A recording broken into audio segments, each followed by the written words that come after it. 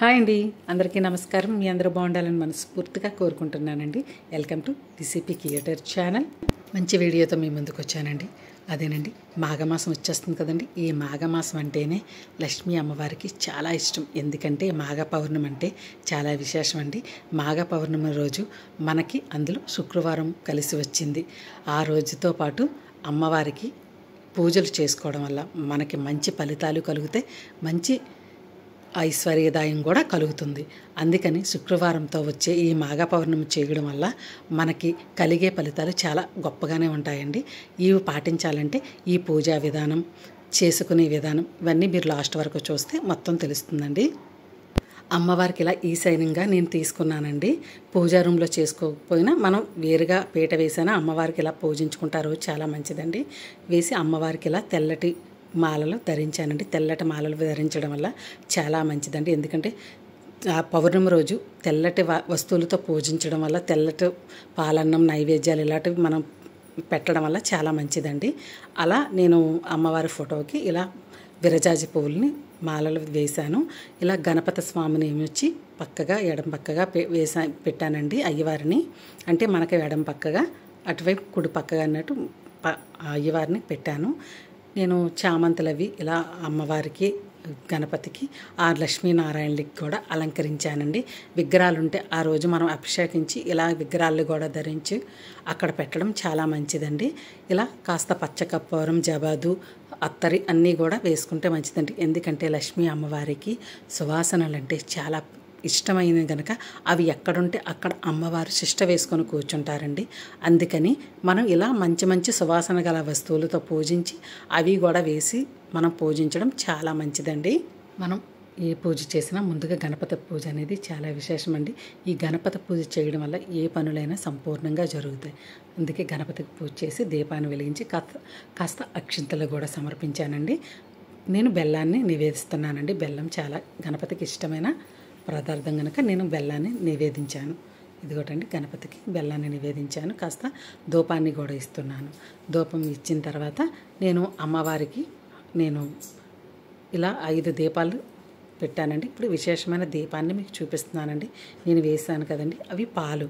ఈరోజు పాలతో దీపం చాలా విశేషమండి. అదేనండి చీర దీపం అని అంటారు. ఈ చీర దీపం వెలిగించడం వల్ల ఆ రోజు చాలా మంచి ఫలితాలు అయితే మనకు కలుగుతాయండి. ముందుగా కాస్త పాలు వేసి జలవత్తులని ఉంటాయండి. ఆ జలవత్తులు లేని వాళ్ళు ఇలా కాస్త తమలపాకునే తోటైనా మనం కట్ చేసి మధ్యన ఇలా ఓల్ చేసి 2 ఒత్తులుగా కలిపి ఒక ఒత్తి వేసుకొని ఆయిల్ అంతా, పాలలో నుంచి ఆయిల్ అంతా మీదకి తేలిన తర్వాత అప్పుడు మీదగా ఇలా వేయాలండి. కిందకి అడుగు భాగంకి వెళ్ళకుండా ఇలా మీద వైపుగా ఇలా వేయాలి. వేయడం వల్ల నేను ఒక పక్క నుంచి మా జలవత్తితోటి నేను వేస్తున్నానండి. జలదీపాల స్టిక్కర్లా ఇస్తారు, వాటితో వేశాను. ఇక్కడ నేను తమలపాకుతో వేసి చూపించాను. ఎలా కాలుతాయి అనేది మీరే చూడండి. ఆ దీపం ఎలా కాలుతుంది, ఈ దీపం అలా కాలుతుంది. ఎందుకంటే మనకు అక్కడ ఒత్తు తేలే విధానం బాగుండాలి. మనం వేసేదాన్ని బట్టి ఒత్తు తేలుతుంది. ఎందుకంటే పాలు ఎంత తీసుకున్నామో ఆయిల్ కూడా అదే సమపాలల్లో తీసుకోవాలి. అవి పాలు ఎక్కువయ్యి ఆయిల్ తక్కువైంది అనుకోండి, ఒత్తు ములిగిపోద్ది, దీపం సరిగ్గా ఎలగదు. అందుకని మనం పాలు వేసేది 3 స్పూన్లు అనుకోండి, అదే 3 స్పూన్లు ఆయిల్ కూడా యాడ్ చేస్తే మనకి తేలి నీట్గా దీపం అయితే వెలుగుతుంది. మనం జలవత్తులు ఎలాగో ఈ సీర దీపం అనేది కూడా అలాగేనండి, ఒకేలాగా వేస్తాం. కాకపోతే ఇక్కడ పాలు, నీళ్ళు అనేది వేరు తప్ప ఒత్తులైతే మనం వేసే విధానం ఒకటేనండి, ఇలాగే వేయాలి. ఇప్పుడు కాస్త పసుపు, కుంకుమ, అక్షింతలు, పుష్పాన్ని కూడా దీపం మొదటలో మనం సమర్పించాలండి. ఇలా సమర్పించాక దీపానికి కూడా నైవేద్యాన్ని సమర్పించాలండి. దీపం కూడా సుబ్రహ్మణ్య స్వామి స్వరూపం అంటారండి. ఎందుకంటే ఆ గణపతి సుబ్రహ్మణ్య స్వామికి ఇచ్చిన వరం అండి. ఏ పూజలోనైనా ముందుగా పూజించేది నిన్నే అని గణపతి వరం ఇచ్చారంట. అదేనండి, మనం అన్ని పూజల్లో గణపతినే ముందు పూజిస్తున్నామని మనం అనుకుంటాం. లేదండి, సుబ్రహ్మణ్య స్వామినే ముందు పూజిస్తాం. ఎందుకంటే ప్రతి దీపంలో ముందుగా సుబ్రహ్మణ్య స్వామి ఉంటారండి. 27 ఒత్తులండి నక్షత్ర దీపానికి నేను అదేనండి నేతితో తడిపి పక్కన ఉంచాను. అమ్మవారికి తాంబూలం సమర్పిద్దామండి. తాంబూలం సమర్పించాక నేను అమ్మవారికి ఇష్టమైన మంగళకరమైన వస్తువులని నేను అమ్మవారి ముందు పెడుతున్నానండి. అమ్మవారికి నేను నల్ల పసుపు సమర్పించాను, ఏకఫలం సమర్పించాను, గరుడు పూసలు కూడా సమర్పించాను. ఇప్పుడు ముత్యాలు కూడా సమర్పించానండి. ముత్యాలతో పాటు నేను ఇప్పుడు గోచక్రాలండి. ఈ గోచక్రాలు చాలా విశేషం అండి. అష్టోత్తరాలతో అమ్మవారి ముందు సమర్పించడం వల్ల చాలా మంచిదండి. మళ్ళీ లక్ష్మీ గవ్వల్ని కూడా అలా అష్టోత్తరాలతోటి మనం సమర్పించాలండి. అమ్మవారికి ఆ రోజు తప్పనిసరిగా కనకదార స్తోత్రాన్ని సమర్పించడం వల్ల చాలా మంచిదండి. మన ఇంట ఐశ్వర్యానికి ఎటువంటి కొలత ఉండదు. ఆ స్తోత్రాన్ని మనం తప్పనిసరిగా పారాయణం చేసుకోవాలి. ఇలా అమ్మవారికి ఇష్టమైన వస్తువులతో మనం పూజించిన తర్వాత అయ్యవారితో పాటు అమ్మవారితో కూడా అష్టోత్తరం చేసుకొని పూజించుకున్న తర్వాత మనం తప్పనిసరిగా అమ్మవారికి కుంకుమ పూజను కూడా చేసుకోవాలండి. ఇది ఆరావళి కుంకుమ. ఈ కుంకుమతో అమ్మవారికి కుంకుమ పూజను చేసుకుంటే చాలా మంచిదండి. ఎందుకంటే అమ్మవారి కుంకుమ పూజలు అంటే చాలా ఇష్టమైనవి కాబట్టి మనం కుంకుమ పూజ చేసుకొని ఆ కుంకాన్ని కూడా మనం నుదుటిని ధరించాలండి. ఆ రోజు నది స్నానాలు చాలా విశేషమండి. మా ఊర్లో మాకు మాఘ స్నానాలు తీరతం అనేది చాలా విశేషంగా జరుగుతుందండి. మేము బీచ్కి వెళ్ళి స్నానం చేస్తాం. బీచ్ అందుబాటులో లేని వాళ్ళు తప్పనిసరిగా నదిలోనైనా ఆ రోజు స్నానం చేయడం వల్ల చాలా మంచిదండి. మనం ఆ రోజు తప్పనిసరిగా స్నానాలు అనేవి చేయడం వల్ల నది స్నానాలైనా సముద్ర స్నానాలైనా ఎలాంటి నదులున్నా ఆ రోజు స్నానం చేయడం వల్ల చాలా మంచిదండి. తప్పనిసరిగా సువాసన గల పుష్పాలతో అవి పూజించాలంటారు కదండి. మాకు పారిజాతాలు బాగా ఉన్నాయండి. పారిజాత పుష్పాలతో నేను పూజించాను అయ్యవారిని అమ్మవారిని. కాస్త మొరాన్ని కూడా అదేనండి మొరం అంటారు మనకి కనకంబరాల్లో వాటిలో వేసి పుడతారు కదండి.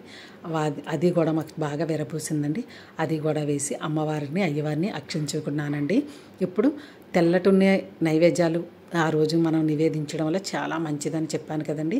నేను ఈరోజు పాలు పెడుతున్నాను. మనం తోచినంతట్లో పాలు పెట్టైనా పూజించవచ్చండి. మనం ఇలా ఉదయం లక్ష్మీనారాయణలు కలిపి పూజించుకున్న తర్వాత సాయంత్రం టైంను చంద్రుని తప్పనిసరిగా మనం పూజించుకోవాలండి. ఆ రోజు పూజించడం వల్ల చాలా మంచిదండి. ఈరోజు నేను అక్షయ పాత్రని కూడా నేను శుభ్రపరిచానండి. పరిచి ఇలాగ నేను నింపి అమ్మవారి ముందు మంగళకర వస్తువులు ఇప్పుడు పూజించాను కదండి. ఆ వస్తువులు అన్నీ వేసుకొని నేను మళ్ళీ యథావిధిగా పూజా రూమ్లో పెట్టేస్తానండి. ఎందుకంటే నేను ఎప్పుడు చేసి ఉంచుకోవడం వల్ల మేము ఎప్పుడు చేసుకున్నా పర్వాలేదండి. కొత్తగా చేసుకోవాలి అనుకునే వాళ్ళు ఆ రోజు శుక్రవారం నాడు పౌర్ణమి రోజు చేసుకోవడం వల్ల చాలా మంచిదండి. మీ ఇంట అనకూడదు కానీ కనకదార వర్షం కురిసినట్టేనండి. అంత విశేషం. ఆ రోజు మీరు చేసుకోండి. ఆ రోజు కుండ ఒకటి తెచ్చుకొని ముందు రోజు ఇలా సమర్పిస్తే చాలా మంచిదండి. తెల్లటి గాజులు కూడా సమర్పించానండి. మీ కాడ రైకుంటే ఆ రోజు జాకెట్ ముక్క గాజులు కూడా అమ్మవారికి సమర్పించుకోవచ్చండి. అమ్మవారికి నిండు తాంబూలం అంటే చాలా ఇష్టం అండి. నేను తెల్లటి గాజులు కూడా సమర్పించానండి. ఎందుకంటే చంద్ర సహోదరి అని అంటాం కదండి. చంద్రుడితో కలిపి ఎంతైనా అక్క చెల్లెలు కదండి. అతనితో కలిపి చంద్ర సహోదరి అని పిలుస్తాం కాబట్టి ఆ చంద్రుడు ఎంత స్పష్టంగా తెల్లగా ఉంటారో అదేవిధంగా అమ్మవారికి కూడా ఆ విధంగా తెల్లటి వస్తువులతో పూజించడం, తెల్లటి వర్ణాలు అన్నీ అమ్మవారి ముందు ఉంచడం వల్ల అమ్మవారు చాలా ప్రీతి చెందుతారండి. అందుకే ఇలా నేను ఉంచాను. ఆరతి ఇచ్చేసానండి అమ్మవారికి. ఇప్పుడు నక్షత్ర ఆరతిని కూడా వెలిగిస్తున్నానండి. ఈ నక్షత్ర ఆరతిని ఆ పౌర్ణమి రోజు మనం వెలిగించడం వల్ల చాలా మంచిదండి. ప్రతి ఒక్క జన్మించిన వాళ్ళకంటూ పుట్టినతో అదేనండి నక్షత్ర బలం ఉంటుంది. ఆ నక్షత్రానికి కూడా దోషాలని ఉన్నా ఆ దోషాలు తొలుగుతాయండి. ఇంట్లో ఎందరున్నారు అందరి పేర్లు చెప్తూ ఈ ఆరాధన చూపించుకోవడం వల్ల మన నక్షత్ర మంచిగా బలంగా ఉంటుంది. మన నక్షత్రానికునే ఎటువంటి దోషాలు ఉన్నా తొలగిపోతుందండి. చాలా మంచిదండి. 27 ఒత్తులతో మన నేతితో తడిపి ఇలా నక్షత్ర ఆరాధన చూపించడం వల్ల అమ్మవారికి చాలా మంచిది. ఎందుకంటే ఆ చంద్రుడితో కలిపి కూడా నక్షత్రాలు ఉంటాయి కదండి.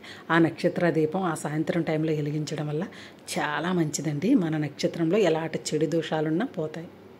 నా వీడియో నచ్చింది అనుకుంటున్నాను. నచ్చితే లైక్ చేయండి, షేర్ చేయండి. ఏమైనా డౌట్స్ ఉంటే కామెంట్ కూడా చేయండి. సబ్స్క్రైబ్ చేసుకోవడం మర్చిపోకండి. పక్కనే ఉన్న బెల్ ఐకాన్ కూడా క్లిక్ చేయండి. ధన్యవాదాలు. ఆ అమ్మవారు చల్లని చూపు మీపై ఉండాలని మనస్ఫూర్తి